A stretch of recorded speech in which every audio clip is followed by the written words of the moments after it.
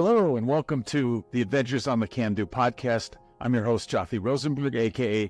the Incorrigible Entrepreneur. Adventures on the Can-Do explores the challenges and rewards of entrepreneurship, overcoming adversity, and where grit and perseverance can get you. My new book, Think Like a Startup Founder, based on my experiences founding 9 startups, seeks to help early-stage founders avoid the many pitfalls founders can experience. This podcast adds to that stories of many fascinating founders who are my guests. You can see all the episodes of this podcast on my website, jothyrosenberg.com. Also, please follow and rate us at podchaser.com, Adventures on the Can-Do.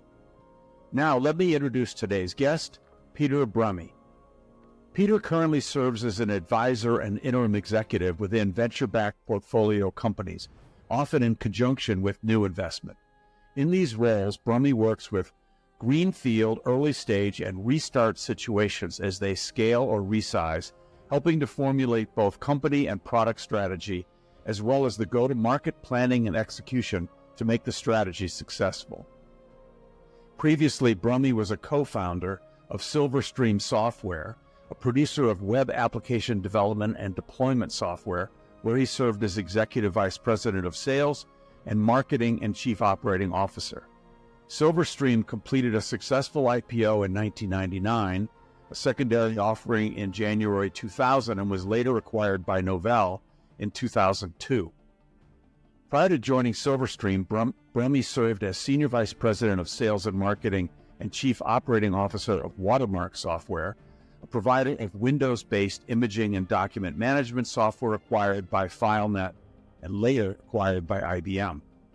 Brumme has also held sales, marketing, and general management positions at a number of public and privately held companies, including Microcom, Micro America, ADP Network Services, Bolt, Beranek & Newman, and Bell Laboratories. Brumme is a Phi Beta Kappa graduate in applied mathematics from MIT, where he was also inducted into the Sigma Psi Honor Society. Later, studying at Cornell University under an AT&T fellowship, Brumme earned a Master of Science degree in Operations Research with a concentration in Operations Management. He has also completed postgraduate studies at the Boston University School of Management and the MIT Sloan School. And here's Peter. Hi, Peter. Nice to see you again. Nice to see you. It's interesting, our history, because we met a long time ago for a company called Service Integrity. You were helping various startups that you got connected to through VCs figure out what go-to-market meant. When I first met you, what I thought it meant was, well, go to the market and start selling. Unbeknownst to me, it's way more important and way more complicated than that if you ever want to grow and scale your company. And that's what we're here to talk about today. Yeah, that's great. I think your perception is exactly right. I had the same perception when I first started working on these kinds of things. That, it's just a matter of taking a great product and, as they say, if you build it, they will come. Sometimes they don't come. Right. And so you have to think about how that's all going to work.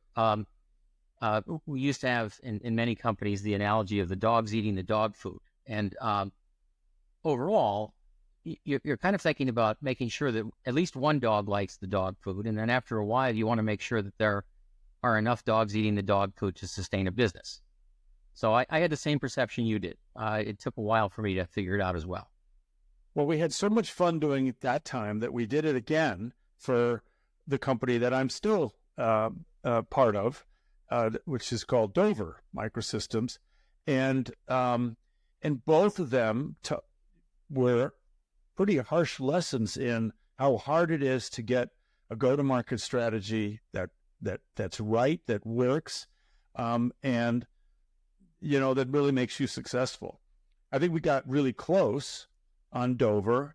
There were some other mitigating factors that caused us to have to pivot, but almost everything we figured out that time was correct, and we had a minimum viable product. We had we had one customer who said, "You've got product market fit." We didn't completely have it, but I'm jumping around a little bit.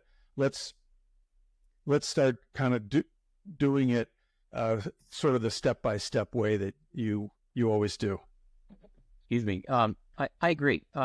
So let's just start by talking about what it really means. I think it's pretty simple to think about it as, we just market, but let's be a little bit more specific than that. What you're really trying to do is develop a strategy and the tactics behind it to provide a product or a service, and that's why we're here. And that basically acts as a solution to some sort of unfulfilled need. The important thing is it has to be an unfulfilled need in a defined market.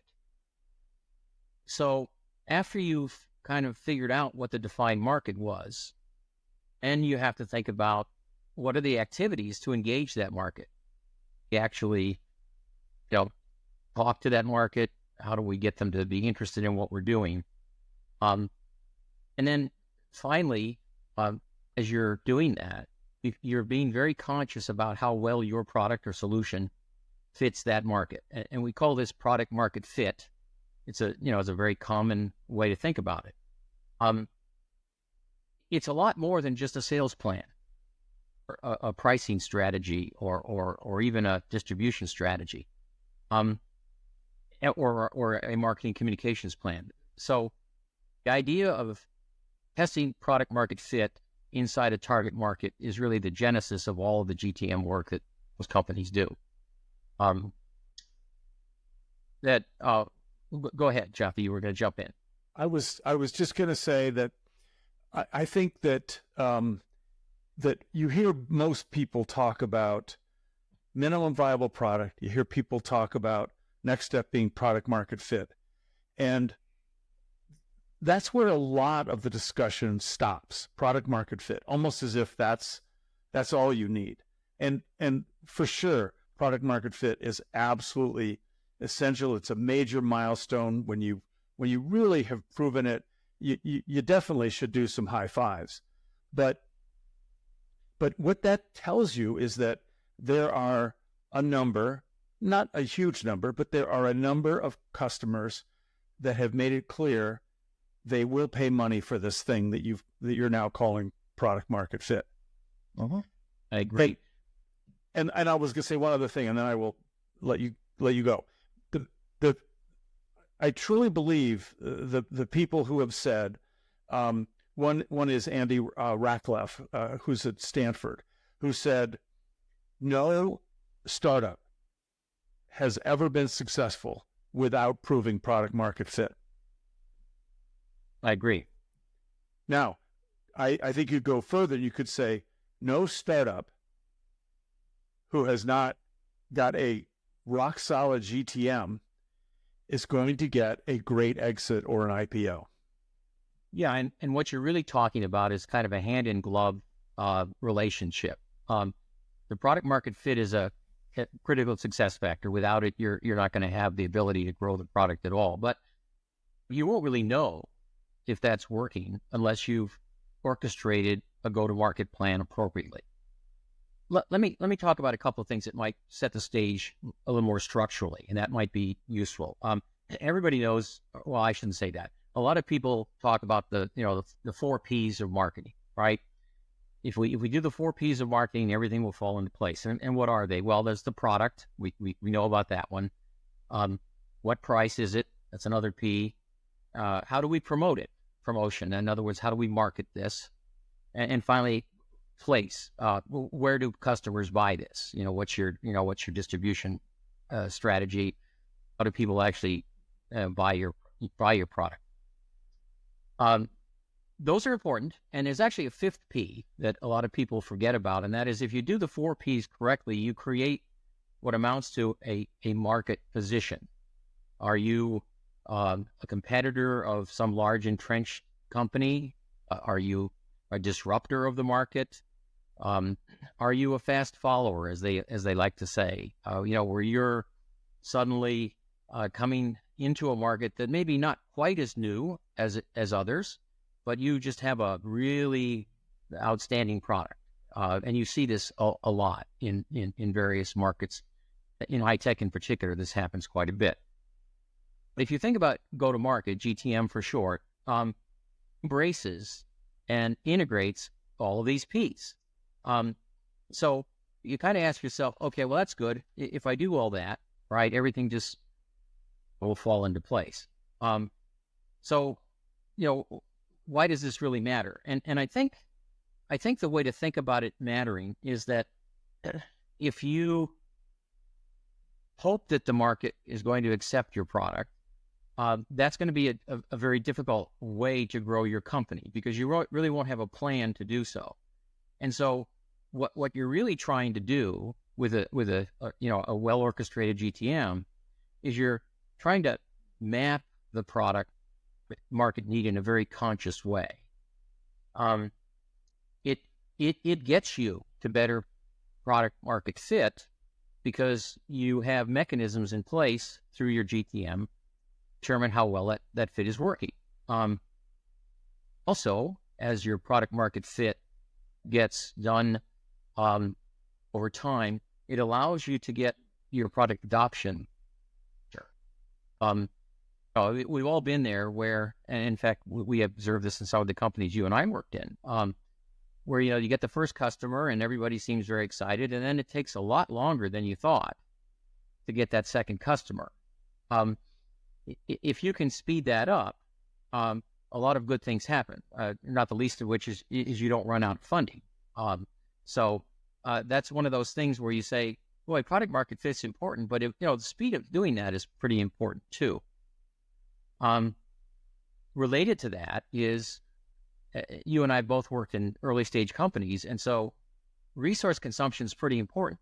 If we spin our wheels for even a few months, burning, marketing dollars or R&D dollars or sales dollars, any kind of dollars there are, the resources become very scarce, and it's hard to be competitive in that mode. You're basically in a very difficult situation where you can't bring a new innovation to the market because you don't have the funds to do it.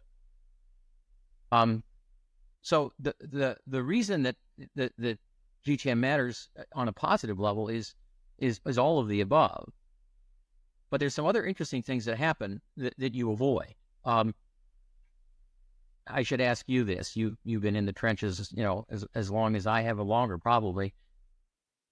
How many times did you have somebody really excited about this great idea that you had, but you really weren't sure exactly what the customer wanted? Oh, yeah. Happens all the time, right? We call that the shiny object problem, right? Gee, look at this great thing that we just created it, and the R&D guys are excited about it, and I just read a thing about how this is on the cutting edge, but everybody will want this, right? Maybe. The other thing that happens is when you go down the shiny object approach, you take it out to a few more customer, prospects, and say, well, I like that, but I'd like this more. And so then you go back to R&D and you do some tweaking, and you modify the product, and now all of a sudden you're kind of in this rework mode where every new customer wants something a little different, and then you really kind of wonder, what product are we selling here? So this is a pitfall that really comes to the table if your go-to-market isn't well thought through. The other thing that happens is it's the old analogy of the blind men describing the elephant. Depending on who you're talking to, if you haven't thought about your go-to-market, one of your folks in your company, maybe one of the sales guys, is very enamored with the elephant's trunk. And he says, well, our product is like a big snake. And then maybe someone in the customer service department says, our product is so stable and so wonderful. It's like the trunk of a tree. It's kind of like an elephant's leg. So you get into this business where the messaging out to the market, it's very inconsistent. And that might be okay for large companies that have lots and lots of money to message, but for smaller companies, it can be deadly. You don't, or really don't know who you are. You also sometimes get into situations where you haven't thought through or haven't really researched enough what makes your product competitive. Then I mentioned that, that sort of drives a lot of early stage situations, and we've seen that, both of us have seen this before, is if you spin your wheels long enough, you will run out of money. And that's kind of the difficulty. That's why so many startups fail, is because they don't think through go to market. Now, I had, this most recent with Dover. We never expected that this Lighthouse customer would take 2 years to think about it and to try to build it into their product, which is how ours had to sell. And it took, not only did it burn too much cash for us, but as you well know, because you worked at some bigger companies than I did, there's a real risk that there's a reorg at a big company before you're done if you take that long. Mm-hmm. And our champion got reorged right out of the company. Yes. Yeah. And at that point, you kind of have to push the reset button. And unfortunately, in a small situation, it's hard to do that because you may have not only burned capital, you've burned some credibility with your investors. And now they're saying, well, is this really as much of a momentous thing as we thought? And then you get into a pretty dangerous spiral. I would like to, describe a visual to you. And I know a lot of people on the podcast are just listening, but I'll bring the visual up for those that, people can see it. If you think about at the highest level, or we'll call it the 50,000 foot level, what GTM is doing for you. We've talked about some of the specifics of what goes into it. Let's talk about the very highest level, what it's doing for you. Think about a series of gears. You're trying to, transfer energy from one thing to the next using gears. One gear, and let me bring this up on screen real quick if I can do that. Let me find it here, and we'll bring it up on screen. Okay, you should be able to see that now. Yep. Many early stage companies is vision, and vision can't be understated as being important. What makes new companies tick? It's what makes new markets evolve. Vision is typically based on, at the very highest level, is an unfulfilled market need and some sort of innovative solution to that need. Well, a vision is good, provided it has a target market. And the target market naturally should have the unfulfilled need and the solution. So what does GTM do? Well, it acts almost like a cog in a machine that's supplying the unfulfilled need, so that the target market is telling you what it really needs in very, in very much detail, how the solution fulfills it, and then it engages with the target market. So if you think about this as machinery, and it's a little more complex than that, you're really saying, if I have a great vision and I've got a target market that is receptive to that vision, how do I make that target market actually want to buy that vision? And that's what GTM is all about at the very highest level. Does that make sense? It does to me. Okay, that's great. So let's go back to talking about maybe a different analogy. And I think you came up with one last time we spoke, which I thought was actually very compelling. Why don't you jump in on that one? Okay, so I have here a series of 5, worked out perfectly. The number 5 is going to be important, of these nesting dolls. We used to call these Russian dolls, but they're just nesting dolls. And what here's the baby. It's actually a penguin. And this is the idea. This is the sort of initial product idea.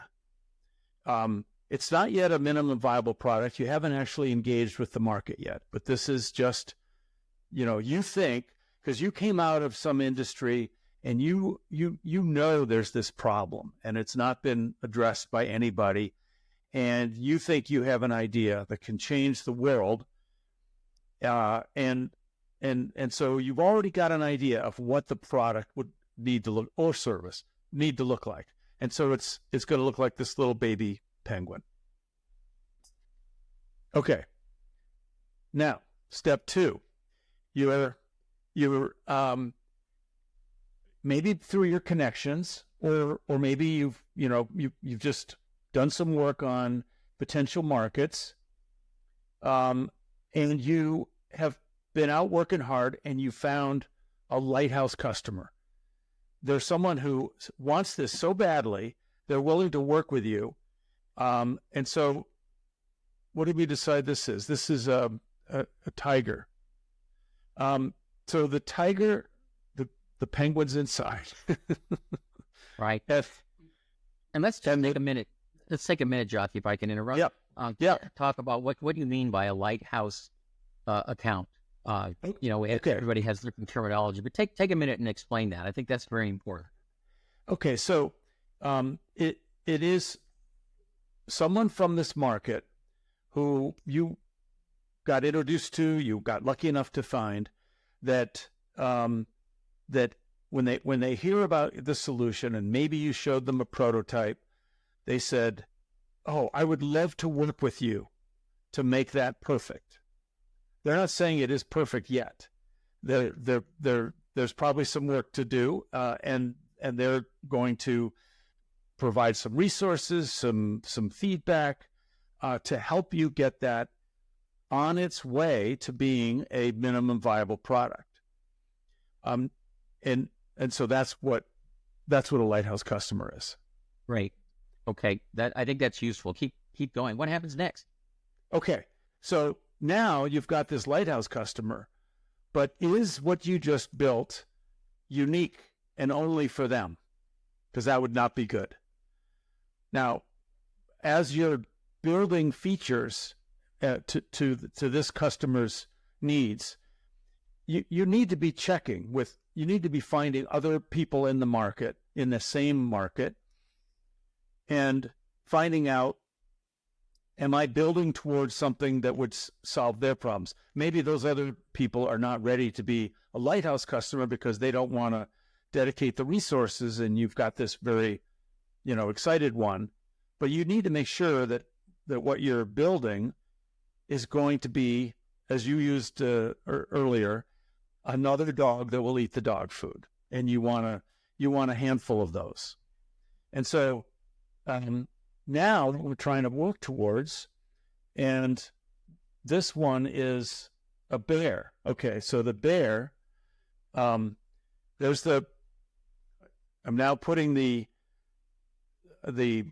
lighthouse customer inside the bear, and what the bear represents is minimum viable product.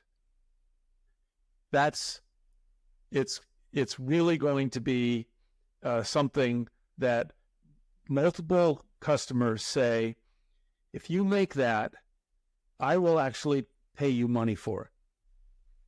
And that's a key concept. If I can jump in for a second. Of course. Having a lighthouse account is a really important thing. It gives you real world input. It might even provide a little bit of funding. Sometimes they do, sometimes they don't. But the problem with only building the product for one lighthouse account is that, it's hard to build a company with one customer. The importance of the minimum viable product, and it's a marketing buzzword, MVP, is that it says, no, wait, we're not just building it for one lighthouse account.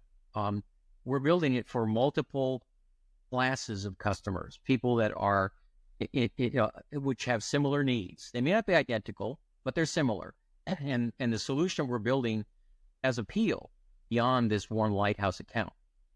That's setting the stage for the actual creation of a company that has good product market fit. I'll turn it back over to you. Well, and that's what happens with this. So this bear is initially it's your minimum viable product, but at the same time, it's your first stab at product market fit, because now you're going to go out and you're really looking for, can I get repeat business on this? Is this, do I have the right feature set? Am I aiming at a pain point that, lots of people in this, lots of customers, prospects, customers, have in this market? So this same little doll is going to represent our initial product market fit. But now is when we really have to engage the whole GTM process. We need, in order for this to become something that you can build a company on. Let me say something that because you're a serious marketing guy, you might not even agree with. But right up until the point that you have, let's say, 3 customers that you're talking to, your Lighthouse customer and maybe 2 more, you don't need a big sales team. In fact, you may not need any sales, because you're the executives of this small startup. Maybe you've got, a sort of a person who can act like product management. You can actually close 3 deals without salespeople. What salespeople are phenomenal at is relationships and the process that they use. So I've never said that to you before, but you can tell me if you agree with me or not. I do agree. I mean, in fact, this is what I've seen more often than not. It's the typical visionary or visionary team has a much better grasp of market is that they're trying to go after. They tend to hear things better, than having to routinely sort of go into a pitch, if you will. So their pitches are, missionary work, getting people excited, preach the gospel, if you will, and partly, market research. Let's understand what's going on. The downside of that, and there is a downside, is that if you're only doing that, it's really hard to scale your company. There have been a few examples, in high tech in particular, where visionary carries the day for quite a while. But at the end of the day, the things that make the company really successful are a better way of getting to market. They kick into GTM mode. A classic example of that might be Apple.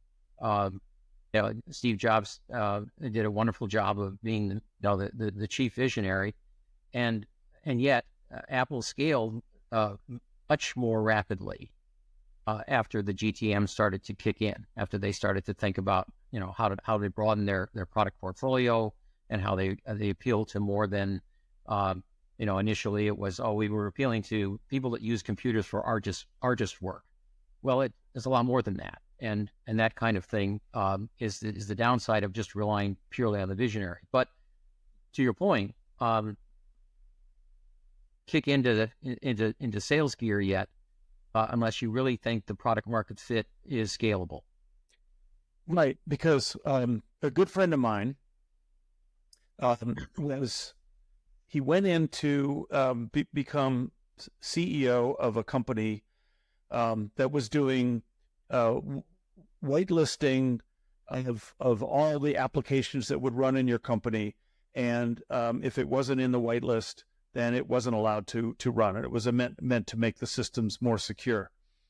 But he got there and he discovered that, they had a few customers, but then each next customer was getting harder and harder to land. And he finally realized these guys actually had not successfully proven product market fit. What they really had was a very small handful of customers that liked it and had paid money for it. He had to let go all of sales and marketing, retrench with the customers they did have, and worked sort of again on, what really is minimum viable product? What really is then product market fit? And then he could go back and do a GTM process and rehire sales and marketing. And that turned into Carbon Black and had a phenomenal IPO. So let me elaborate just a bit as well. To your point, when you start thinking about GTM, you're kind of, you've seen transitions in many industries this way. You kind of get out of the artisanal mode where everything is, handmade and everything is custom created, and you get into more of a repeatable model.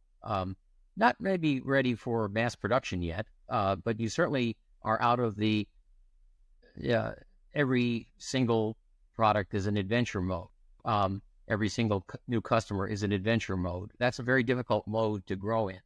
So the GTM allows you to begin to exit artisanal mode and get into more repeatable mode. And I think that's what you see. You mentioned the Carbon Black. I'm familiar with exactly who you're talking about.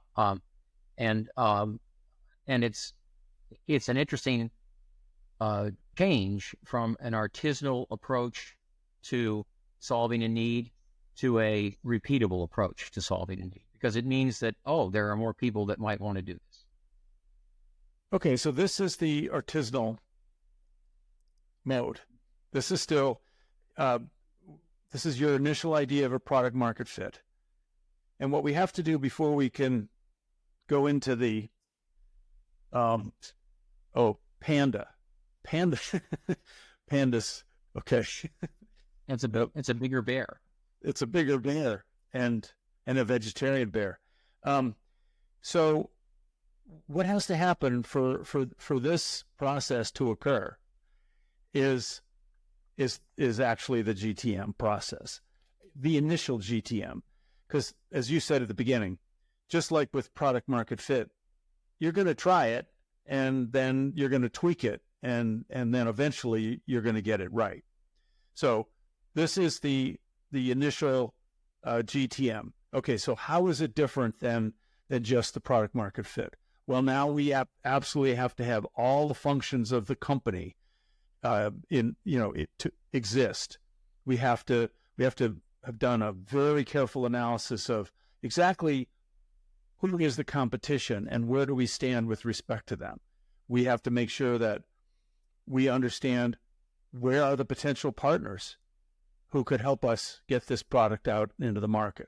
I'll just stop there because this is your chance to talk about. Now, we're going to get into that, but what I want to know now you've got my attention here. What comes after the Panda? Oh, well, that is when you are really confident that things are scaling, that you can now start to see rapid growth. You can even contemplate the idea of an exit, and that's an elephant. And it's the elephant that, with that, that's our big boy. There you go. So what I'd like to do, again, this is with apologies to the folks who are just listening as opposed to watching, as I'd like to put this into context for you by sharing one additional slide, if I may. Bear with me 1 second here. That. So, oh, yeah. Looks familiar. There you go. That looks kind of familiar. You'd almost think that, we already knew about this. Think about your nesting dolls analogy. There's a natural progression that occurs. And you start with the penguin, if you will, the initial product idea, which, as Jothy pointed out, is an important thing that you're trying to bring to a market. We talked about an unfulfilled need that you're trying to take care of. And then you will find yourself an initial Lighthouse account or two, and you start to build your product to meet their requirements, recognizing that this is going to get you into a market, but it's a very small market of one or two accounts. And so after that, as we pointed out with the next doll, the polar bear, This leads you to this nice buzzword MVP, minimum viable product, which says, I think this is a pretty good product market fit, but I really don't have yet a really good feel for how large the market is, and how many different facets the market has, and who the key players are. We'll talk a little bit about that in a second. So what do I need to do? I need to create an initial go-to-market plan. And this is where we'll spend a little time talking about what goes into an initial plan. And the reason for that is pretty straightforward. What I really want to get to is to be able to, be an elephant and scale the company. Now, before we get into some of the piece parts of this nesting situation, like nesting dolls, it's important to point out that if at any point in time you are taking a shortcut, or you really don't know, whether one of the dolls is reasonably accurate, what will happen is the nesting dolls will fall over, and you will never get to scaling. And so, like nesting dolls, starting with an initial product idea all the way up to scaling, you have to understand along the way how well these things are working, and that's why we get into the different piece parts of the go-to-market plan itself. So let's talk about that. I'm going to stop sharing the screen for a second here.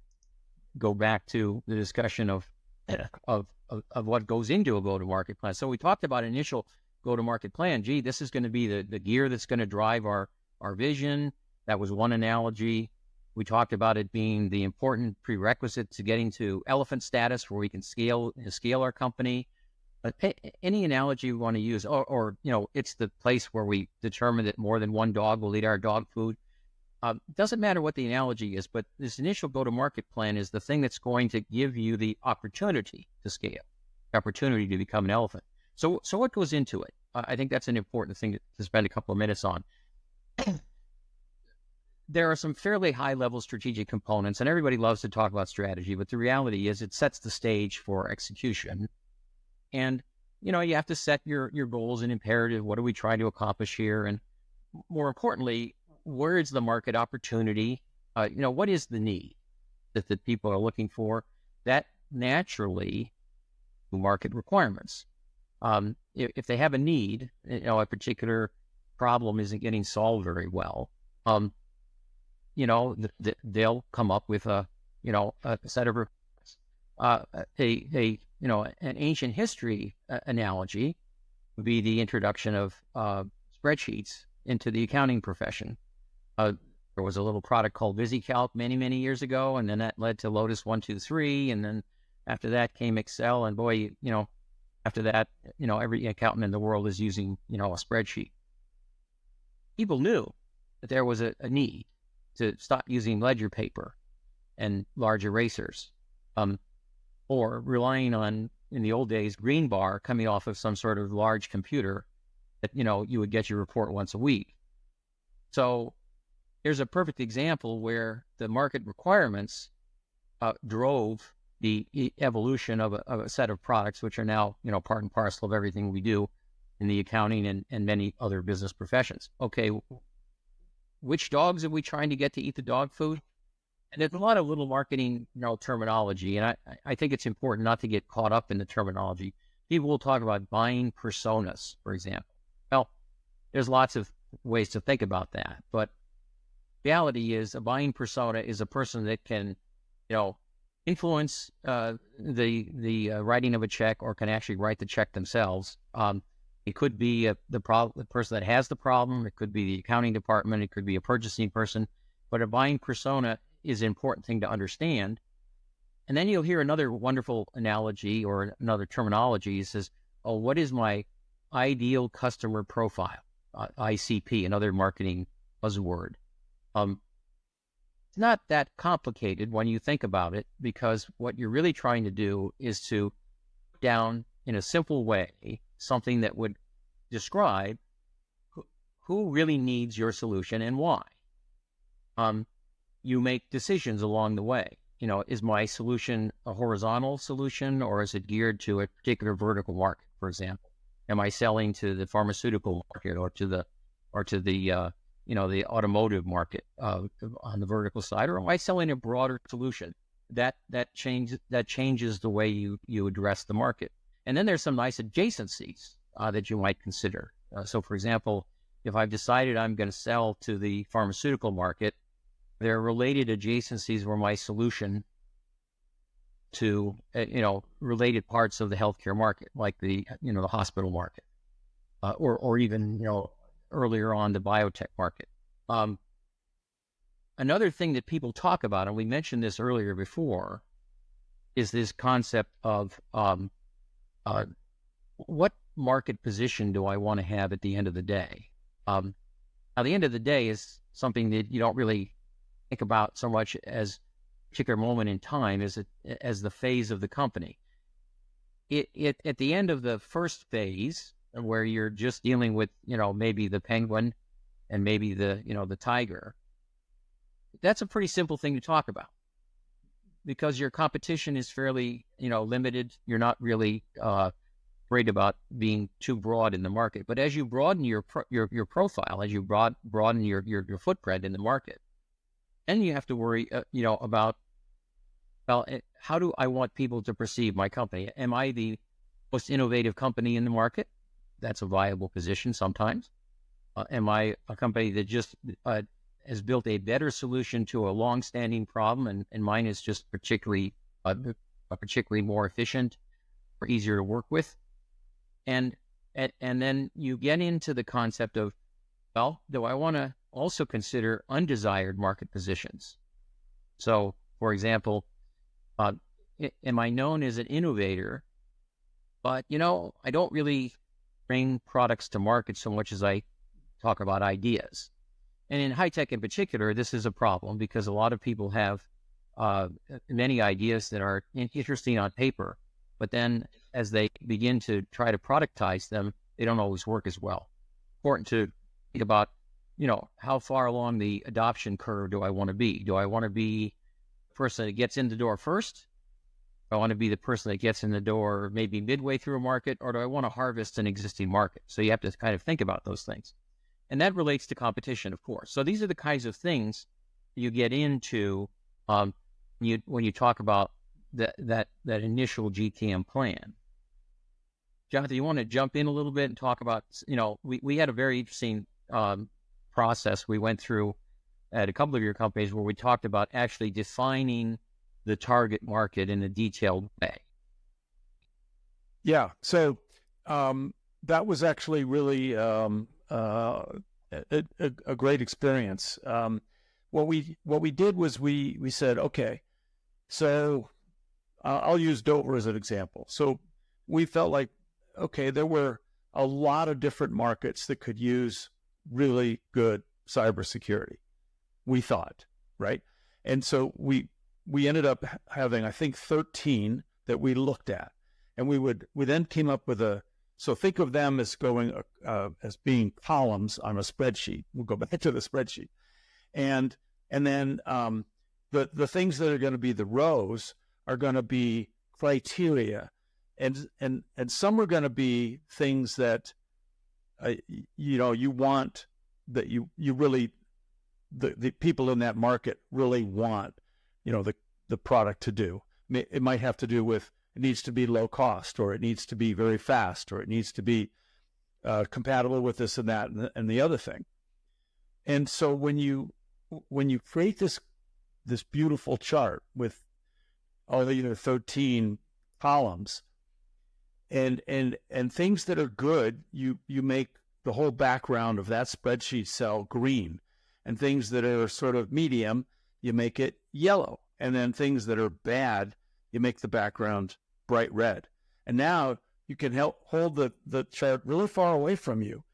And we called it a traffic light chart, because you could even squint your eyes and not read any of the words and say, well, that third column, that has a lot of green. That one looks good. Which one is that? And I mean, it wasn't much more sophisticated than that we said, all right, well, let's let's get the 13 down to 5 markets. Let's do a little bit more analysis of those until we get it down to 2 or 3. Now, Jeffrey Moore would say, no, has to be one and only one. But a long time ago, you and I agreed that he has a point in theory about it's really efficient if you only focus on one and you're not spinning your wheels, your marketing dollars on marketing to 2. But if you only pick one and you're wrong, you've got a lot of time lost. So I've always thought it was a really good idea to pick 2. Yeah, to your point, Jeffrey was a great advisor to one of my early companies, and we had this discussion actually, but 1 versus 2. It certainly wasn't 1 versus 100. You have to be more focused than that. And the point to be made is, despite best efforts, you do get it wrong sometimes. Not entirely wrong, but wrong enough to make it very difficult to grow a company. So I'm with you. And Jeffrey, I actually saw what we were doing at the company I'm just describing, and we hedged our bets because, we had limited venture capital funding, and we needed to make sure that we didn't, miss our opportunity. And in another example, a company that was eventually bought by IBM, another great technical founder that Jothy also knows, actually hedged our bet in a different way. We were doing very well in the main target market, but we felt that there was a sub-market that we could actually benefit from that was much less competitive, or fewer people in there, and the price sensitivity was not as great, and that was the government market. And so we did, what we call the controlled experiment, doing a particular value proposition, another marketing buzzword we'll talk about in a second. And we were able to see that as a viable adjacency to our main market. But to Jothy's point, I don't want to, make you think that if you get yourself a fancy spreadsheet, you can have this all fall into place. Yes, you'd like it to be as easy as looking at, a traffic light chart. But what went into building that chart was a lot of market research and a lot of talking to potential customers. Let us understand, what were the segments that we were going after? How big were those segments? What were their specific needs? These are typically early adopters, so sometimes their needs change. What particular applications were they looking at? Roles were was there an economic buyer? Another buzzword. We were talking to influencers or gatekeepers. And then, of course, what were their pain points? What you get into with this traffic light spreadsheet is the ability to see more clearly where the likely ability to scale will be. That leads you to, and I want to just sort of continue the process where we're trying to get from that initial go-to-market plan into the elephant, where we can scale, is, we have to get into what do we say to these people? We use the term value proposition, and I think it's worth taking one second to talk about that. What is a value proposition? Well, it's basically the words you use to talk to your target market and say, this is why, we're going to solve the problem that you're having. There's a couple of ways you say it. You say it relative to what the customer needs are. You've taken the time through Lighthouse accounts to understand that. But you also think about it from a competitive perspective. Say, what are you hearing in the marketplace? Some of the things that you're hearing are the only solution to this problem may not be true.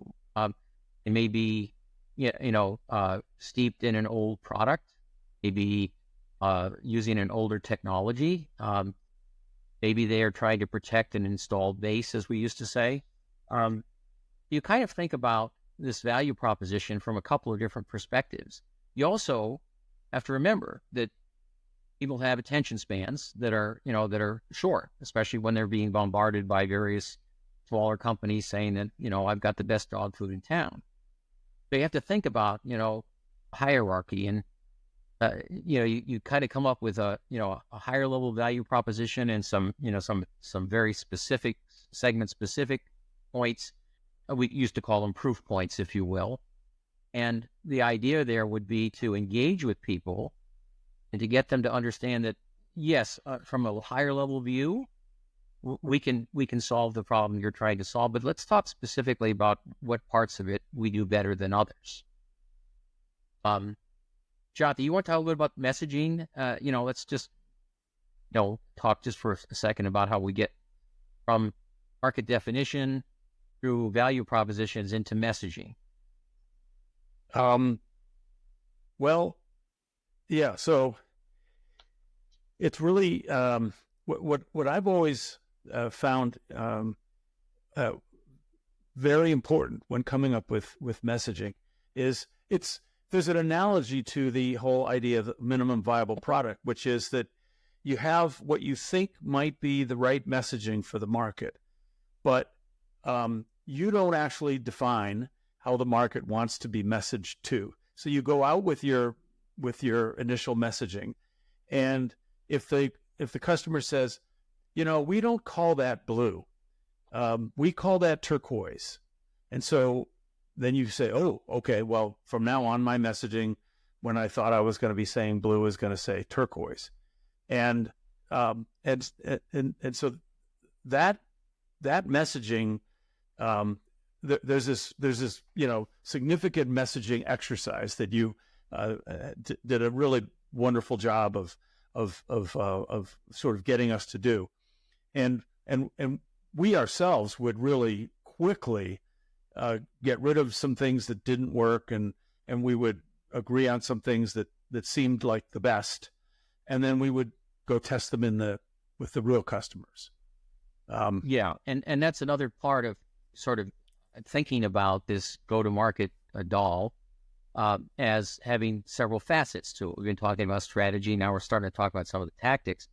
And then you get into things like, okay, once we've got a pretty good handle on what our messages should be, what our higher order message is, and the different proof points we have to say, well, the reason we're better than X is because we do this.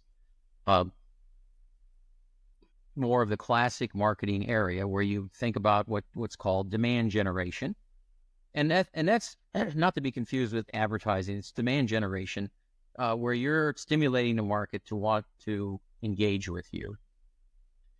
That can range all over the map. It could be podcasts like this one. It could be mail campaigns. It could be texting campaigns. You could go on social media. There's any number of different ways of doing that. And the idea there is to take your message to the market in an orchestrated way. Again, we've been talking about orchestration, making the dolls fit correctly. And then, obviously you're going to talk about another key aspect of your tactics are, okay, so how much do people have to pay for this? What's your pricing model? And we're getting back to the P's again, the marketing P's. And then how do people buy it? Do they buy it from me? Do I sell this this solution through sales partners? Do I sell this solution through a co-marketing arrangement? And there are many ways to do that. And then at that point, you begin to say, okay, now I'm beginning to understand what I need to be in a front row. And to Jothy's earlier point, this is where you now have enough information to start crafting a sales plan, where you actually start to say, okay, this is what we need in the way of salespeople. Well, I'm going to go after the government market, for example, and I need the following people that have experience marketing or selling to the Department of Defense, for example. And that's a very different thing than saying that, many months before saying, oh, I'll just go get myself a sales guy and we'll start selling to the DoD. I mentioned controlled experiments. I think that's worth taking a second on. And then I want to try to show you one more slide that shows how this all fits together, because we're covering a lot of ground. Controlled experiments are nothing more than saying, I think that we have it right, but I'm not sure. And in early stage markets, that's very common. In fact, the the more you're convinced that you have it right, the more likely it is that you probably overlooked something. I'm not saying that lightning ever strikes. It sometimes does. Occasionally, the market jumps all over your solution, and you've just created the next fad. But that doesn't happen very often for complex products. You look at the evolution of the EV electric vehicle market here in the United States as compared to other places in Europe, for example. And there hasn't been, a moment where people have said, aha, this is what I absolutely need.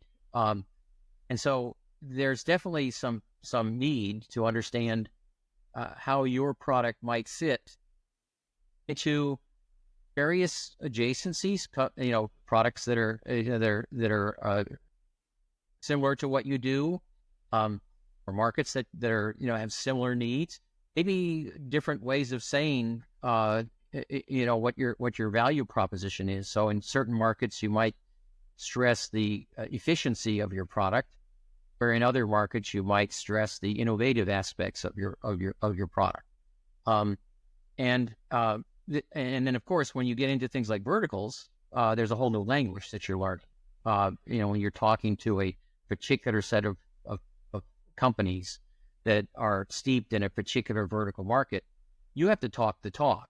And you can't try to sell a pharmaceutical company on a product using language that you might use to sell to an automotive company. That doesn't make any sense. So you do have to think about once your initial GTM is done, recognizing that it's never going to be perfect, and while it's not really trial and error because you've spent a lot of time gathering input, you do have to recognize that there is some value in running controlled experiments. It's similar to the idea of not picking one market to go after initially. Basically saying, even if I have 2 or 3 markets that I'm beginning to see traction in, I might also want to look at others, because that's how I'm going to grow my company. Jothy, there's one other slide I'd like to show that kind of puts this all together. It might be helpful. And again, my apologies to the folks that are just listening, but we can certainly make it easier to see. Here's a view of how this might fit together. If you think about go-to-market strategy and tactics along a couple of dimensions, there's obviously the strategy versus tactic dimension. And I'm describing kind of a big, sort of a box diagram here. And then, there's also planning versus execution. If you think about the different piece parts, they actually fit together pretty well. So initially, for example, you're thinking about strategy and sort of planning. We want to talk about the things we talked about relative to the market opportunity and the need. What are the requirements? What's our target market definition? What market position do we want? What competitive position do we want? These are the things that drive your higher order thinking about how you're going to bring the product to market. That's not enough, though. You have to also think about maybe, okay, from a strategy perspective, we still have to execute. So what are our value propositions? What is our messaging map, or what's our messaging? How do we generate demand? What's our pricing and distribution model? So you do have to think about those things as well. If you really want to think tactically, you've got to get specific about your target market definition. We talked about a number of the points that make that up. But the most important one is the pain points. What is it that gives people pain that you're trying to solve? The old analogy that was sometimes used is, are we selling vitamins or pain relievers? In most cases, you want to sell a pain reliever, because not everybody needs vitamins, but most everybody needs pain relievers. And then we talked about controlled experiments. And last but not least, let's not forget, if we really want to get down and dirty about execution and tactics, we need to design, in light of all these other things, a sales model that fits, a marketing model that fits, what our business development or partnership model is, how do we support our customers, and even what community are we trying to build. So that's how this all fits together. And I think it's important to think about this as it's essentially you're putting piece parts together into a coherent whole, and that's allowing you to to build the GTM, the initial GTM that sets the stage for scale, for the outcome. Scaling. And there's the scaling. There's our elephant there. I think the way to think about it, it comes down to getting, how do you get started? And there's a bunch of different pitfalls you could avoid and lots of critical success factors. I would emphasize integration is important. And, having sales and marketing and customer support and all those things talk to each other is pretty important. In fact, it's critical. But the way to think about it, you may sound, oh, this is very daunting. There's too much to do here. The reality is that if you've got an innovative idea, it boils down to a couple of simple steps. Now, they're not trivial steps. They won't happen by themselves. Find yourself some early adopters, some penguins, if you will, right? And listen to what they have to say. Listen to what they have to say. And then build yourself an MVP, a minimum viable, to see how it goes. Okay, after that, what do? Let's find some more early adopters, right? And now you're starting to build a community. More dogs are eating the dog food. But wait, you have to listen again. And that means that now you're beginning to set the stage for scaling. And then finally, deliberately and very carefully, after your GTM is starting to bear fruit, scale the company. That's when you start to build out your sales organization. That's when you start to spend a little bit more money on marketing. That's when you have to worry about customer support. So my key, if you will, takeaway would be, don't be intimidated by this stuff. It's not as complex as a lot of people would have you believe. It's not formulaic, but it's not as complex as what a lot of people say to you. It's pretty commonsensical. And if you think about nesting dolls, that's a really good analogy. If you think about gears, that's a good analogy as well. I think that would be about the best takeaway I could leave. I really appreciate your time. Not a problem. I appreciate your interest. Thanks. Oh, always great to work with you. That's going to be a wrap for today. Thanks for tuning into this episode of Adventures on the Can Do podcast. Remember to share and like us on your social media channels and check out the show notes for additional resources and links. I'm Jothy Rosenberg saying hasta la vista.